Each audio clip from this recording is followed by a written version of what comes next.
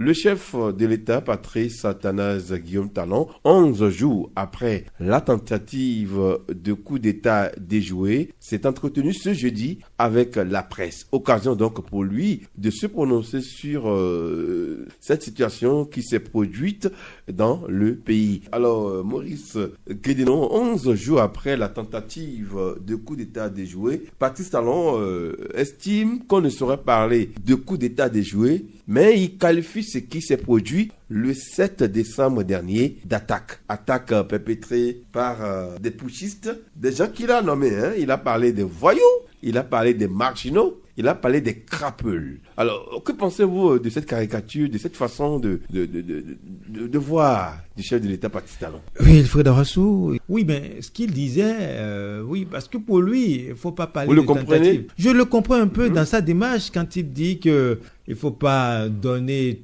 un nom aussi fort à cette action de quelques groupes de militaires. Il dit que ce n'est pas un coup d'État. Oui, mais pour lui, c'est une mutinerie. C'est quelques militaires qui ont voulu exprimer peut-être un mécontentement. Des marginaux. Oui, voilà. Et puis, vous voyez, il a présenté une situation qui exprime ou qui explique un peu ce qu'il est en train d'avancer. Il a dit que les mutins, ces groupes de militaires voulaient que, après ces actions, quelques actions là, que les autres corps, les autres casernes se rallient à eux, ce qui ne s'est pas fait, ce qui n'a pas été constaté, vous voyez. Et aussi, les mutins voulaient que, à un moment donné, la population s'exprime, sorte pour applaudir leur acte, ce que le Bénin ne veut plus, ce que les citoyens béninois ne voulaient plus. Vous avez vu aucune manifestation publique pour approuver l'acte des mutins. Bien au contraire, le lendemain, du coup, on a vu beaucoup de manifestations pour désapprouver la situation. C'est vrai qu'il a dit qu'il a dédouané aussi la garde nationale. Raison pour laquelle la sortie du chef de l'État était très importante. Elle était importante parce que il faut clarifier certaines situations, certains propos, parce qu'on apprenait, on entendait que c'est les éléments de la garde nationale, c'est les éléments de la... Donc, alors qu'on sait que la garde nationale est une force spéciale créée par Patrice Talon lui-même. Donc, vous voyez, il est venu clarifier ou il est venu dédouaner la garde nationale pour dire non, écoutez, ce n'est pas la garde nationale qui est au devant. C'est vrai qu'il y a quelques éléments de la garde nationale, mais ce n'est pas la force spéciale garde nationale qui a fomenté ce coup. Mais est-ce qu'il n'est pas trop sévère? Est-ce que c'est pas trop fort lorsqu'il parle de crapeuls, lorsqu'il parle de voyous manipulés? Mais écoutez, peut-être qu'il a certaines informations qui l'amènent à faire ces déclarations. Des informations que nous n'avons pas. Oui, que nous, peut-être, nous n'avons pas. Parce qu'à un moment donné, il a dit quand même qu'ils ont pu joindre le lieutenant-colonel, le chef des mutins, au téléphone, Tigri, pour dire, mais ce que tu fais, c'est de la folie. Ou il faut se rendre. Mais bon, Tigri n'a pas voulu. Il y a que voyou qui peut se rebeller contre un pays, son pays. Oui, c'est lui qui sait pourquoi il parle de voyou, mais moi je pense que ces mots ne sont pas aussi forts, trop forts pour qualifier l'acte de ces mutins-là. Parce que ce qu'ils ont fait, il y a eu des morts. Le chef a dit, il y a eu la femme du directeur du cabinet civil, il y a eu un autre qui est décédé, et le chef d'État a dit, il y a un élément de la garde républicaine qui est tombé. Donc vous voyez, quand il y a mort, il faut condamner. Et s'il n'y avait pas cette tentative de coup d'État, on ne serait pas là en train de compter. C'est de perdre, on ne va pas perdre ces Béninois, même si ils vont mourir un jour, mais pas dans des conditions comme ça. Donc tout acte de ce genre doit être condamné. Et le président Patrice Talon l'a condamné. Il a même dit que tous ceux qui ont, dans une certaine mesure, applaudi ou atoubé cette tentative de coup d'État sont condamnables. Alors on reviendra là-dessus par rapport à cela. Pensez-vous dire encore, lorsque le chef de l'État estime qu'il faut plutôt parler d'attaque, alors certains citoyens se disent, mais est-ce que ce n'est pas une façon de minimiser un peu ce qui s'est passé? Bon, pour moi, ce n'est pas une façon de minimiser, parce que... C'est sa façon de voir les choses. Un coup d'État, pour la plupart du temps, pour ce qu'on a vu... Patrice Talon a raison. Oui, pour moi. Parce que pour la plupart du temps, ce qu'on a souvent vu quand on parle de coup d'État, c'est que à une majorité près, l'armée est unanime sur le mouvement. C'est-à-dire les éléments de l'armée à quelques différences près. Ralliement, voilà. À quelques différences près, ils sont unanimes sur l'acte à poser. Mais ici, ça n'a pas été le cas. On a vu que les éléments de l'armée, entre griffes, se sont rébellés contre le mouvement et ont attaqué ceux qui ont perpétré, entre parenthèses, l'attaque. Pour moi, c'est armée contre armée, c'est de l'attaque. Si je peux comparer ça un peu à ce qui se passe avec le terrorisme, les djihadistes, ce sont des individus armés qui font face à l'armée. Donc on parle d'attaque. Ici, je veux considérer ça comme une attaque parce que les gens qui détiennent les armes se sont affrontés. L'armée contre l'armée. Ce n'est pas que l'armée est allée vers le chef de l'État pour aller attaquer le chef de l'État. C'est pas que l'armée a affronté le peuple. C'est pas que l'armée a affronté un autre secteur ou une autre partie du peuple. Donc, armée contre armée, je pense que c'est une attaque. Donc, le mot est bien choisi pour moi. Je ne peux pas appeler ça coup d'État et je n'ai pas l'impression que le chef de l'État a minimisé ce qui s'est passé parce que réellement, c'est pas un coup d'État. Un coup d'État, l'armée est unanime, on tient jusqu'au bout, on ne voit pas les unités de l'armée tirer contre ceux qui ont fait le coup d'État. Je prends pour exemple ce qui s'est passé dans la sous-région ces dernières années, le cas du Niger, le cas du Mali, le cas de la Guinée, le cas du Burkina Faso. On n'a pas vu un mouvement de l'armée attaquer les putschistes pour dire ça va pas se passer comme ça. On n'a pas vu ça. Donc on a vu un mouvement où ceux qui sont à la tête des individus, ceux qui sont à la tête du mouvement, ceux qui veulent orchestrer le coup d'État, arrivent à tenir le reste de l'armée en respect. Ils arrivent donc à mobiliser les autres groupes, les autres factions de l'armée, de telle sorte que le mouvement est unanime et le coup d'État est réussi. On arrive à immobiliser, entre parenthèses, le chef de l'État, parce que c'est l'élément qu'il faut toucher pour réussir un coup d'État. Lorsqu'on arrive à démettre le président de la République de ses fonctions, c'est que les militaires vont prendre le pouvoir et le coup d'État est consommé. Mais l'armée est souvent unanime dans les coups d'État. Donc, une fois que l'armée n'est pas unanime ici, une fois que le mouvement de l'armée n'est pas un mouvement unanime, une fois que les autres, je prends l'exemple de ce que le chef d'État a dit, les autres casernes n'ont pas accepté le ralliement pour que le mouvement soit unanime, donc c'est une attaque. Okay. Il y a donc merci. À différencier. On ne va pas parler de coup d'État ici. Je préfère qu'on parle d'attaque parce que les gens qui ont l'âme se sont affrontés. Merci Prosper et bonjour Jacques. Oui, bonjour Ifeda. Alors le chef de l'État Patrice Talon a qualifié les mutins, les putschistes de voyous, de crapules et de marginaux. Est-ce que ce n'est pas trop fort? Je crois que tout le monde dans le pays et même à l'international a condamné l'acte. Et tout le monde condamne l'acte parce que d'abord, un chef d'État qui ne s'accroche pas au pouvoir, qui est partant, un processus électoral qui est en cours. Donc vous dites que il y avait pas de motif réel. Nous avons écouté les arguments qu'ils ont avancés et ils ont surfé, comme j'aime le dire, ils ont surfé sur les divisions internes entre acteurs politiques. Et ils ont surfé sur certains mécontentements et juste pour commettre leur forfaiture. Vous convenez avec moi que dans cet acte-là, l'analyse géopolitique nous a permis de comprendre et de réaliser que en réalité, il y avait des mains étrangères derrière cet acte-là et que tout convergeait à conclure que l'acte visait simplement à mettre le port du Bénin au profit d'un certain nombre de pays. Oui, par rapport à ce que vous dites là, le chef de l'État a dit que ces personnes étaient manipulées par quelques acteurs politiques marginaux, jaloux et avec des soutiens extérieurs. Oui, c'est ce que je vous dis. Nous l'avons, qu'il vous souvienne, il y a une semaine, nous l'avons analysé dans ce même studio. Et l'analyse géopolitique nous avait conduit à déduire que visiblement, c'était ce qui était beaucoup plus logique, contrairement au timing et autres.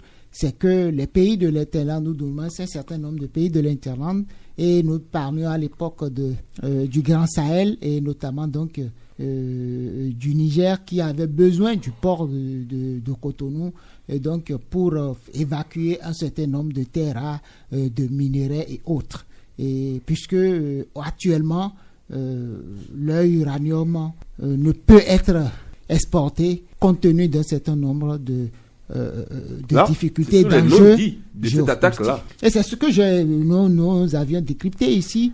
La géopolitique, c'est que ce pays du Grand Sahel, donc ce pays, le Niger, a besoin de voies d'évacuation. Et comme on le dit, voilà que ce pays est fâché, très fâché contre le Bénin et de façon unilatérale, on peut le dire, a décidé de fermer ses frontières. Et donc, son président... d'ailleurs, chaque fois que son président sort et invective le Bénin, vous constatez avec moi que quelques semaines après ou quelques jours plus tard, il y a toujours des événements malheureux au Bénin. Et ce n'est pas nouveau. Depuis toujours, ça a été comme ça. Et donc, depuis ce moment, moi, compte tenu des analyses géopolitiques et stratégiques que je fais, j'ai compris que ce pays en veut au Bénin simplement parce que le Bénin n'étant pas aligné sur ses idéaux. Et donc, c'est une question aujourd'hui au sein de la région. Il y a deux idéaux qui s'affrontent. Il y a les souverainistes qui, en réalité, ne luttent pas pour leur souveraineté, mais simplement quitter un maître pour aller se mettre sous le joug d'un autre maître. Et il y a ceux qui estiment que, puisque nous ne sommes pas prêts donc à aller sous le joug d'un autre maître, nous préférons rester là où nous sommes et avec clarté et responsabilité, collaborer avec les partenaires. Et donc, il y a ça et vous allez constater, dès que les événements sont arrivés, l'armée de communicants, ils étaient tous basés dans ce Grand Sahel et pour véhiculer des infos sur le pays, des situations donc, qui le coup devrait profiter à certains. Le coup, puisque lorsque vous analysez à qui profite définitivement ce coup d'État si cela avait prospéré, c'est d'abord au Niger. Pour preuve, la cargaison d'uranium qui a pris départ de Arlit depuis quelques semaines et qui est bloqué à Niamey n'a pas bougé d'un pouce. Pourtant, ils ont déjà tracé le cheminement, ça devrait passer par le Burkina. Mais est-ce qu'on a besoin d'en arriver à cette extrémité? Vous savez, il y a depuis de longues années, les deux pays ont toujours entretenu de bonnes relations. Mais qu'ils vous souviennent que depuis le 26 juillet 2023, la position très affichée, claire du Bénin par rapport à ce coup d'État qui est intervenu au Niger n'avait pas plu aux putschistes au pouvoir à Niamey. Et depuis lors, ils en veulent à Patrice Talon, qui était du côté de ceux qui estiment qu'il faut une intervention militaire pour déloger les putschistes. Et donc, et depuis, pour ceux qui le savent, ils ont toujours souhaité qu'il y ait également putsch au Bénin. Et puis, ceux-là, ils veulent recruter d'autres pays pour que, comme on le dit, ils ne veulent pas faire l'aventure seuls. Ils veulent entraîner d'autres pays, d'autres nations dans leur aventure. Et c'est pour cela que nous sommes là. La preuve, ils ont toujours souhaité au Bénin, heureusement ou malheureusement, je ne sais pas, mais le Togo rapidement a fait allégeance à ces pays, leur offrant son port. Malheureusement, la praticabilité des routes du Togo ne favorise pas la chose. En plus, la forte présence des djihadistes sur la plupart des axes du Burkina Faso ne permettent pas que le port de Lomé puisse réellement servir d'interface au Niger et puis au Mali. Conséquence, le Mali continue toujours de se ravitailler et d'utiliser le port d'Abidjan ou le port de Dakar. Donc il faut chercher une autre alternative.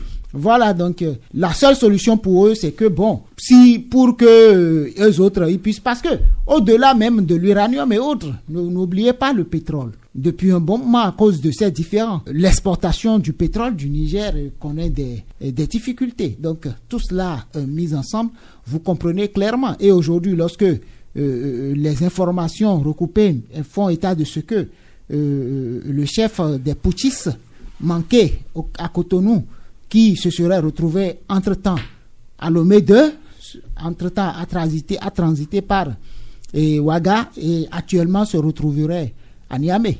Donc vous comprenez ce qu'on dit. Alors, oui, Maurice Guédinon, pour le chef de l'État, Patrice Talon, on ne saurait se réjouir par rapport à ce coup. Il a même dit que tous ceux-là qui se sont réjouis sont comptables. Vous l'avez écouté? Oui, mais frère Rassou, j'ai commencé par aborder cet aspect. On ne peut pas opter pour la démocratie et applaudir une tentative de coup d'État. Comment applaudir des mutins, des gens qui sont venus avec des armes achetées au prix de l'État, avec l'argent du contribuable pour renverser ce que les Béninois celui que les Béninois ont choisi conduire la décision. L'ordre constitutionnel. L'ordre constitutionnel, voilà. Donc c'est pas applaudi. Et tout message ou tout audio, tous ceux qui vont aller dans ce sens applaudir ce comportement des militaires est à déplorer, parce que si on applaudit aujourd'hui d'autres, le clan de Tigri, et peut-être leur coup réussissait, vous allez voir que plus tard, c'est d'autres qui viendront faire la même chose. Et c'est un cycle, nous allons rentrer dans un cycle interminable, ce qui n'est pas bon. Et là, on va penser au développement. Pourquoi? Moi, j'ai l'habitude d'écouter quelques confrères ou quelques amis qui sont dans ces pays dirigés par les militaires. Ils vont vous dire tout ce qui se passe avec eux. Donc, vous voyez que c'est mieux d'avoir une démocratie et de continuer à critiquer et que les choses s'améliorent que d'avoir des militaires au pouvoir ou des investisseurs, des partenaires vont nous fuir, alors que nous sommes aujourd'hui sur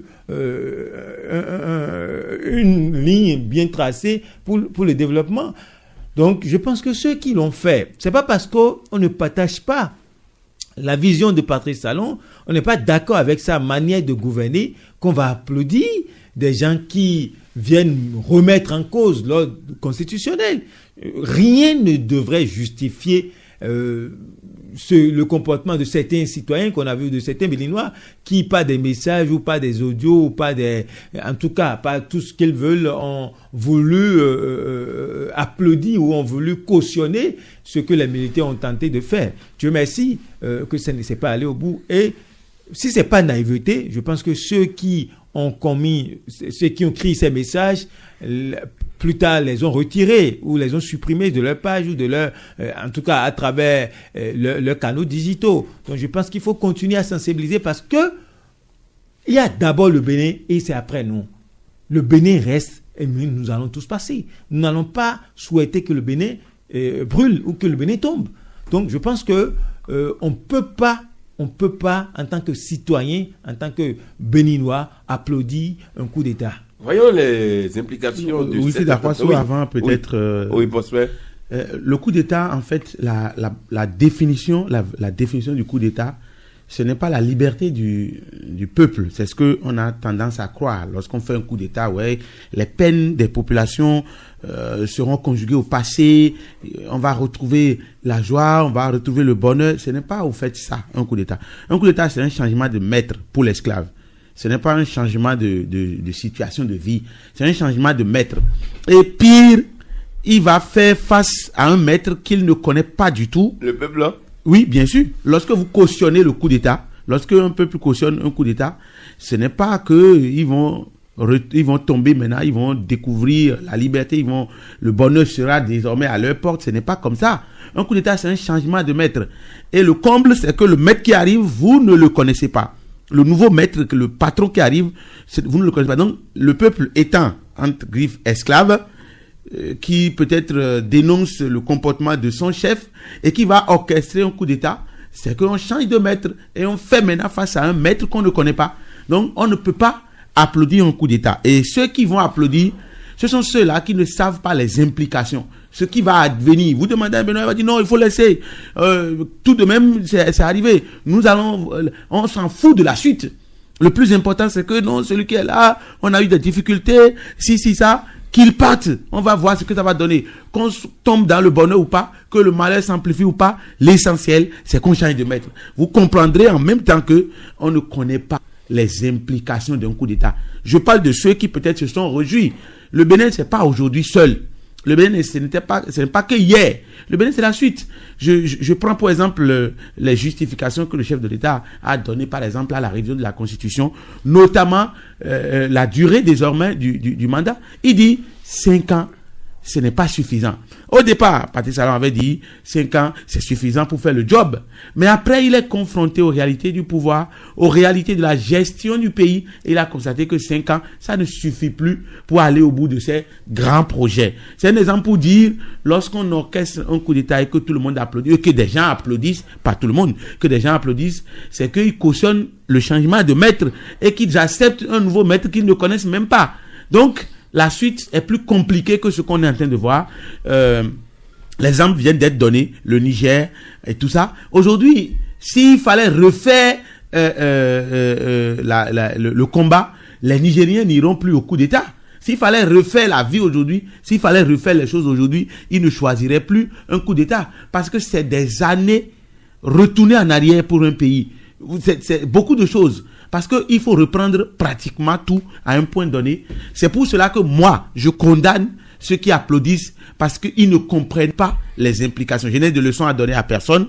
Je n'ai pas de quoi dire que les gens ont tort de le faire. Mais je pense, pour ce qui me concerne, que quand on va voir de loin, quand on va regarder un peu dans les jours qui vont suivre, on va comprendre que on n'a aucun intérêt à ce que la vie reprenne à zéro dans un pays où on crie déjà aux difficultés. On se plaint déjà de ce que ça ne va pas et on va décider de reprendre tout à zéro, d'accepter que des institutions soient suspendues, que la vie reprenne à zéro dans nos institutions et qu'on reprenne beaucoup de choses à zéro. C'est pour cela que ceux qui applaudissent, pour moi, sont condamnables parce qu'ils ne savent pas là où ils veulent amener le peuple. Jacques, le chef de l'État se dit du fait que les putschistes ont essayé de ternir l'image du Bénin, parlant justement des implications de cette tentative de coup d'État déjoué. Oui, justement, lorsque vous prenez, moi je ne parlerai pas de coup d'État, je parlerai de putsch.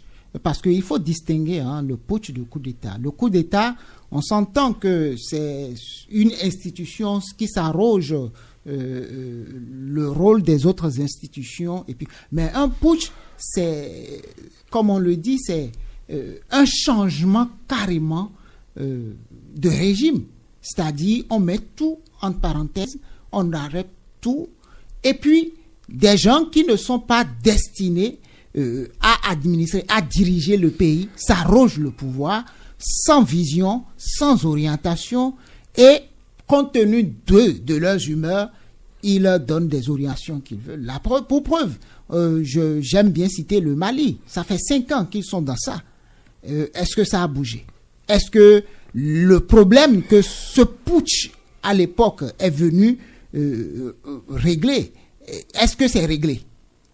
Encore que ce putsch-là est intervenu pratiquement dans les mêmes circonstances que celui du avorté au Bénin, où le processus électoral était également enclenché, et puis vraiment, un colonel vient, s'accapare du pouvoir, et finalement il s'entend, il nomme un civil chef de l'État. Après il revient, il dit, il estime que ce président serait affidé à un autre État, et que finalement, lui seul, il a fait 2 putschs. Et bon, le premier c'était un putsch, le second, on peut dire que c'est un coup d'État. Mais là, eux, ils en sont où? Vous suivez tous les informations sur ce pays-là. Ils ont même des difficultés à se ravitailler en carburant. Voilà les conséquences. Et lorsque nous parlons du Bénin, justement, dans un timing, nous sommes en décembre. Et nous savons qu'en décembre, nous avons plusieurs festivals au Bénin. D'accord. Et juste en début d'année, nous avons un grand festival qui est destiné à révéler le Bénin. Le Bénin, depuis un moment, s'est positionné sur le tourisme. Le tourisme pour tirer les devises. Et vous pensez qu'un putsch, même si, comme je le dis, le putsch a échoué, mais vous pensez que tous ceux qui ont fait des réservations pour, je ne parle que d'un Vaudou, vous pensez que tous seront là? C'est une mauvaise publicité pour l'État. Ça, c'est l'aspect tourisme. Mais lorsque nous prenons les investisseurs, un pays instable n'attire pas des investisseurs. Les pays du Grand Sahel, les pays de l'AES sont là des exemples palpables. Dites-nous, les investisseurs qui s'intéressent à ce pays, en dehors de leurs partenaires que nous connaissons, il n'y en a pas. Or, un État a besoin de stabilité pour rassurer les investisseurs. Un putsch ne rassure aucun investisseur. Ça les rebute, ça les fait fuir. Et vous voyez, je prends la nouvelle zone industrielle créée, la nouvelle ville qui est en train d'être créée à quelques 45 km de Cotonou. La GDIZ. La GDIZ là. Les investisseurs qui ont mis des milliards là, compte tenu de la stabilité légendaire du pays, compte tenu de la sécurité, des facilités que l'État offre, on va venir mettre tout ça en difficulté et après faire comme le Niger où il faut aller solliciter 100 francs des petits-enfants, des écoliers pour leur dire c'est la contribution. Vous voyez, les gens ne perçoivent pas ça. On dit contribution, mais en réalité, ces enfants mineurs, on les soumet aux impôts directs qu'on prélève sur ces enfants. Et on dit que c'est la contribution à une caisse de... Est-ce que le Bénin, on veut que le Bénin en arrive là? Parce que lorsque les investisseurs ne viennent plus, le peu d'emplois que nous avons, les entreprises vont fermer. Et le peu qui travaillent vont se retrouver en chômage. Le taux de chômage va grimper. Conséquence, l'insécurité va prendre de l'ampleur. Et donc, un putsch ou un coup d'État n'est jamais la solution à nos différends. Quels que soient les différends, quelles que soient les raisons ou les points de vue divergents et autres, je vous jure que un coup d'État ou un putsch, c'est un frein à la dynamique que le pays a enclenchée. Et donc, ceux qui disent c'est beaucoup d'années, c'est 40 ans, c'est 50 ans, c'est 20 ans en arrière, je crois que ceux-là n'ont pas totalement tort en le disant. Alors, parce qu'un coup d'État, c'est mettre un frein à tout. Oui, Maurice Guédino, on a su comprendre à travers la sortie du chef de l'État que dans la réplique, dans la riposte, les éléments de la garde nationale n'ont pas voulu neutraliser, sinon tuer les mutins.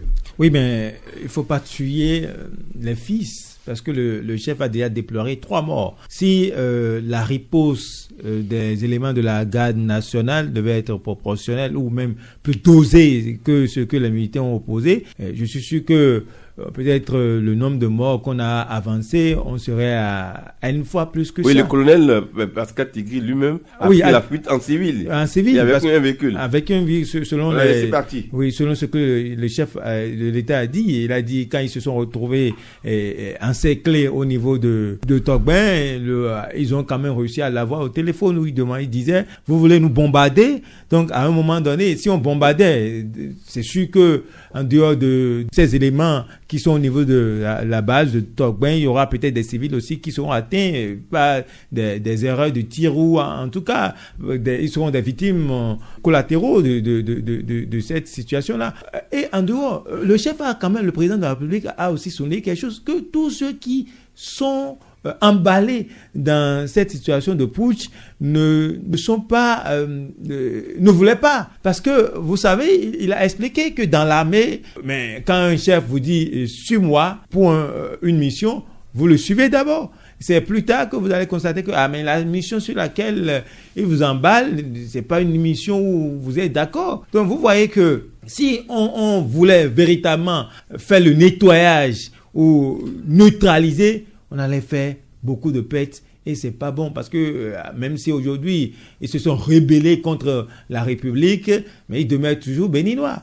Donc il y aura peut-être des sanctions plus humaines que de les neutraliser ou que de les éliminer. Oui, alors Jacques, on a préféré laisser partir Tigri, hein. C'est une meilleure stratégie. Laisse à réfléchir. Si ces éléments qui sont en fuite, on a pu identifier qu'ils sont partis dans des véhicules en civil, ça veut dire que on avait la possibilité de les tracer et à un moment donné de les neutraliser. Et donc, moi je me pose la question, depuis que cette information a été révélée, est-ce que c'est exprès qu'on les a laissés s'échapper? Et pourquoi cette option? Et cette information, pour moi, révèle beaucoup de points d'ombre. Est-ce que c'est, comme on le dit, comme c'est entre eux, c'est un chef de corps, ou est-ce que c'est pour ça que les éléments de la garde nationale qui étaient allés pour les neutraliser les ont laissés partir, ou est-ce que c'est suite à une négociation que ceux-là, on leur a dit, bon,